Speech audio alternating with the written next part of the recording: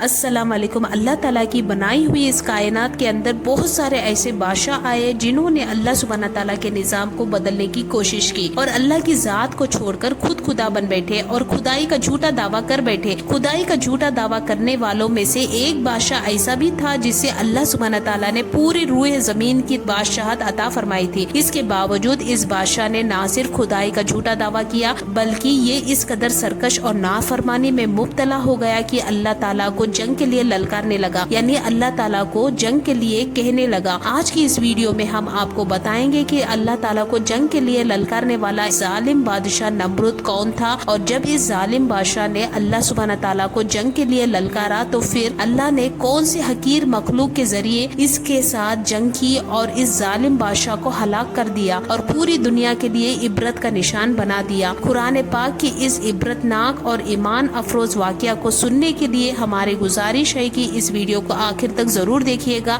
دنیا کی تاریخ میں 4 ایسے بادشاہ گزر چکے ہیں جنہیں اللہ نے پوری زمین کی حکومت عطا فرمائی تھی۔ ان میں سے 2 بادشاہ مسلمان تھے اور 2 کافر۔ مسلمان بادشاہوں میں ایک کا نام حضرت ذوالقرنین علیہ السلام ہے اور دوسرے کا نام حضرت سلیمان علیہ السلام ہے، جنہیں اللہ سبحانہ تعالیٰ نے مناصب نبوت پر فائز فرمایا تھا۔ کافر بادشاہوں میں سے ایک کا نام نمرود اور دوسرے کا نام بخت نظر تھا۔ خدائی کا جھوٹا دعویٰ کرنے والے یہ بادشاہ نمرود شہر بابل کا حکمران تھا۔ اس بادشاہ کا نام نمرود بن کنان بن خوز بن سام بن نوح تھا۔ روایت میں آتا ہے کہ اللہ سبحانہ تعالیٰ نے نمرود کو پوری روئے زمین پر حکومت عطا کی تھی اور اس بادشاہ نے پوری روئے زمین پر 400 سال تک حکومت کی۔ یہ ایک ظالم بادشاہ تھا اور اس کے دور میں بت پرستی عام تھی۔ لوگ اللہ سبحانہ تعالیٰ کی وحدانیت کو چھوڑ کر بتوں کی پوجا کیا کرتے تھے اور نمرود کو اپنا خدا مانتے اور اس کی عبادت کیا کرتے۔ اس نمرود کے دور میں بت پرستی اس قدر عام تھی کہ تمام نمرودیوں نے اپنے خداؤں کے طور پر بہت سارے بت بنائے ہوئے تھے جن کی وہ لوگ پوجا کیا کرتے تھے۔ اس کے ساتھ ساتھ نمرود خود کو بھی خدا کہلوانے اور اپنی عبادت کرنے کا حکم دیتا۔ اس قوم کی ہدایت کے لیے اللہ سبحانہ تعالیٰ نے اپنے پیارے پیغمبر حضرت ابراہیم علیہ السلام کو مبعوث فرمایا۔ کفر، شرک اور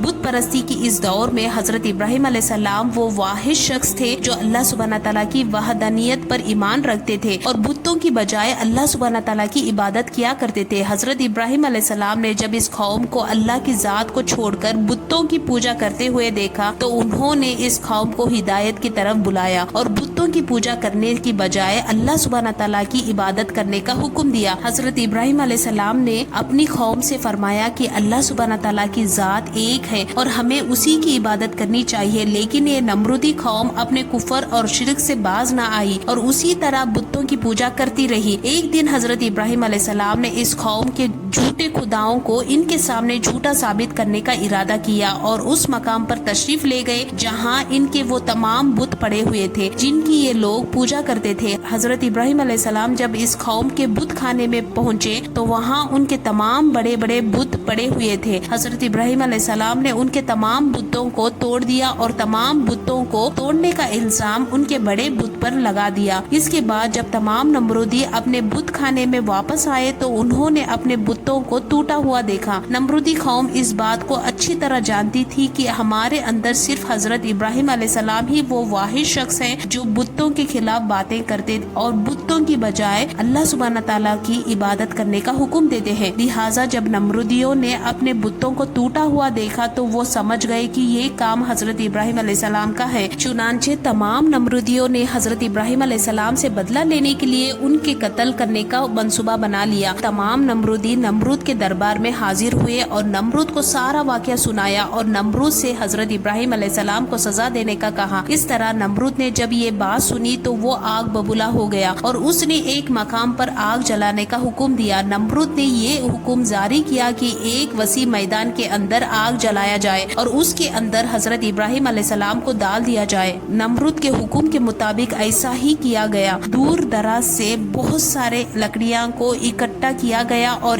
ایک وسیع میدان میں جمع کیا گیا اور ان میں آگ جلا دی گئی۔ حضرت ابراہیم علیہ السلام کو سزا دینے کے لیے جو آگ جلائی گئی تھی وہ اس قدر زیادہ تھی کہ اس کے شعلے آسمانوں کو چھو رہے تھے۔ جب نمرود کے حکم کے مطابق ایک وسیع میدان کے اندر آگ کو جلا دیا گیا تو اس کے بعد حضرت ابراہیم علیہ السلام کو اس آگ کے اندر ڈال دیا گیا۔ جیسے ہی حضرت ابراہیم علیہ السلام اس آگ کے اندر تشریف لائے تو اللہ سبحانہ تعالیٰ نے فوراً آگ کو حکم دیا کہ اے آگ تو حضرت ابراہیم علیہ السلام پر ٹھنڈی اور سلامتی والی ہو جا۔ تو وہ آگ اللہ سبحانہ تعالیٰ کے حکم کے مطابق حضرت ابراہیم علیہ السلام پر ٹھنڈی اور سلامتی والی ہو گئی۔ حضرت ابراہیم علیہ السلام ارشاد فرماتے ہیں کہ میں نے جتنے دن آگ میں رہا اتنے دن میں اللہ سبحانہ تعالیٰ کے خاص فضل اور رحمت میں رہا، اور جو سکون اللہ سبحانہ تعالیٰ کی طرف سے مجھے آگ کے اندر عطا کیا گیا وہ اس سے پہلے کبھی نہ تھا۔ کچھ دنوں کے بعد حضرت ابراہیم علیہ السلام اس آگ سے زندہ باہر تشریف لے آئے۔ یہ منظر دیکھ کر تمام نمرودی حیران رہ گئے، لیکن اس کے باوجود نمرود اور نمرود کی قوم اللہ سبحانہ تعالیٰ کی وحدانیت پر ایمان نہ لائی اور اسی طرح اپنے بت پرستی میں مبتلا رہی۔ لیکن اس کے باوجود حضرت ابراہیم علیہ السلام اپنے عہد سے پیچھے نہ ہٹے اور مسلسل اپنی قوم کو حق کی دعوت دیتے رہے۔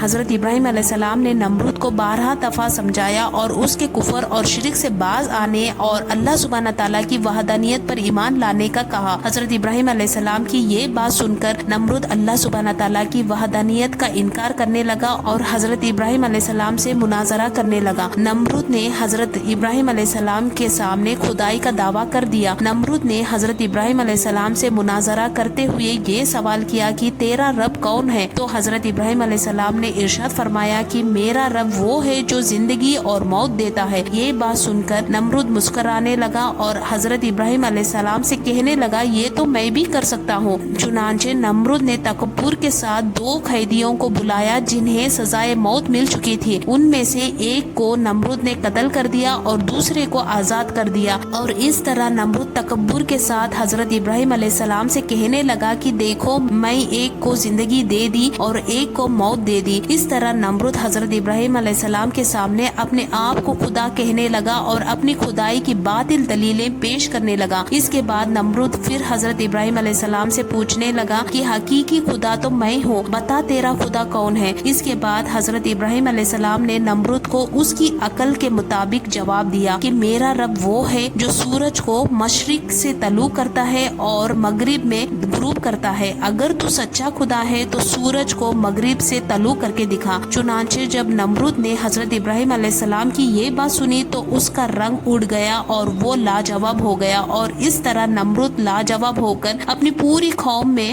ذلیل اور رسوا ہو گیا۔ اس کے بعد بھی کئی مرتبہ حضرت ابراہیم علیہ السلام نے نمرود کو اللہ سبحانہ تعالیٰ کی وحدانیت کی طرف بلایا، لیکن نمرود اپنی سرکشی سے باز نہ آیا اور اسی طرح کفر اور شرک مبتلا رہا۔ حضرت ابراہیم علیہ السلام کے بار بار دعوت حق دینے سے نمرود تنگ آ گیا تھا، اور بالآخر تنگ آ کر نمرود حضرت ابراہیم علیہ السلام سے کہنے لگا کہ اگر تیرا خدا سچا ہے تو اس کو بول کے اپنی فوج بھیجے اور میرے ساتھ جنگ کرے۔ جیسے ہی نمرود نے حضرت ابراہیم علیہ السلام کے سامنے یہ بکواس کی تو فوراً حضرت جبرائیل علیہ السلام حضرت ابراہیم علیہ السلام کی بارگاہ میں حاضر ہوئے اور حضرت ابراہیم علیہ السلام سے کہنے لگے کہ اللہ سبحانہ تعالیٰ کا لشکر جنگ کے لیے تیار ہے۔ حضرت جبرائیل علیہ السلام کی یہ بات سن کر حضرت ابراہیم علیہ السلام نمرود سے یہ کہنے لگے کہ اللہ سبحانہ تعالیٰ کا لشکر جنگ کے لیے تیار ہے۔ حضرت ابراہیم علیہ السلام کی یہ بات سن کر نمرود حضرت ابراہیم علیہ السلام سے کہنے لگا کہ مجھے 3 دن کی مہلت دی جائے تاکہ میں اپنی جنگ کی تیاری کر سکوں۔ نمرود کو 3 دن کی مہلت دے دی گئی کیونکہ نمرود کی حکومت پوری دنیا پر تھی۔ ان 3 دنوں کے دوران نمرود نے پوری دنیا کے بڑے بڑے جنگجوؤں کو اکٹھا کیا اور بہت سارے ہتھیاروں کو جنگ کے لیے تیار کیا۔ اس طرح جب نمرود 3 دن کے اندر اپنی تمام تیاری مکمل کر اس کے بعد نمرود حضرت ابراہیم علیہ السلام کو تکبر کے ساتھ للکار کر کہنے لگا کہ ہماری فوج جنگ کے لیے تیار ہے، اپنے رب سے کہو کہ اپنی فوج کو بھیجے اور ہمارے ساتھ جنگ کرے۔